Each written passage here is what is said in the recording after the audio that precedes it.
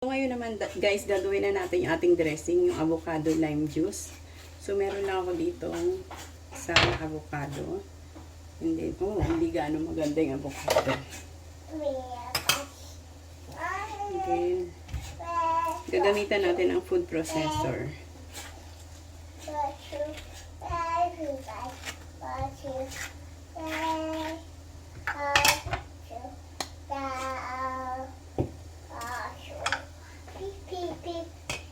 Siguro isa lang kasi dressing lang naman ito. Tapos lalagyan natin ng lime juice.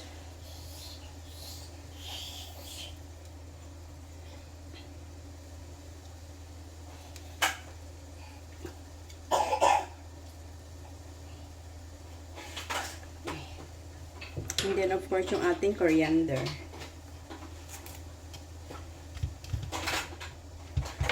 And garlic.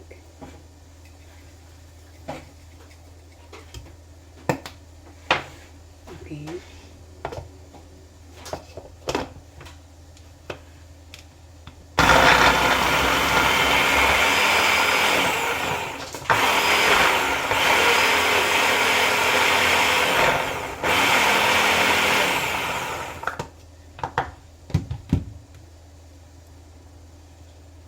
Siguro kailangan pa natin ng lime juice.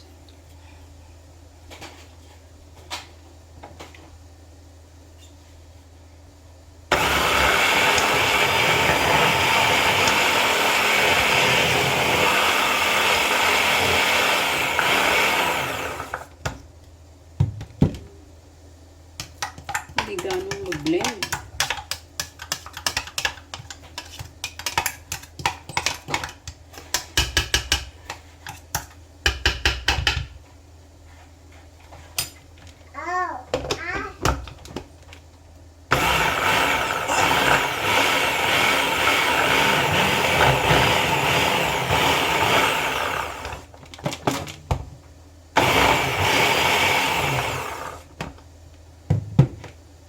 Kunti kasi dapat ano to creamy siya, so dagdagan natin, gawin natin isang buong avocado. Dami kasi pag ano.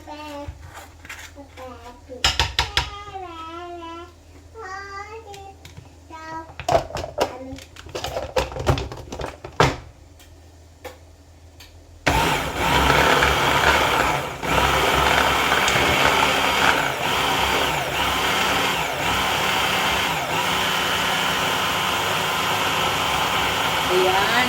Dapat pala isang buong avocado para ano, maging creamy siya and smoothie.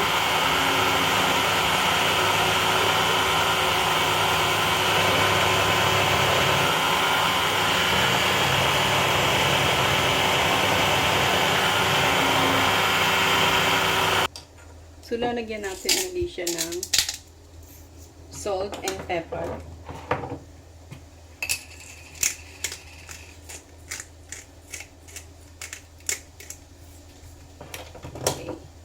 Tapos blend natin ulit. Ayan guys, so nagiging smooth and creamy na siya.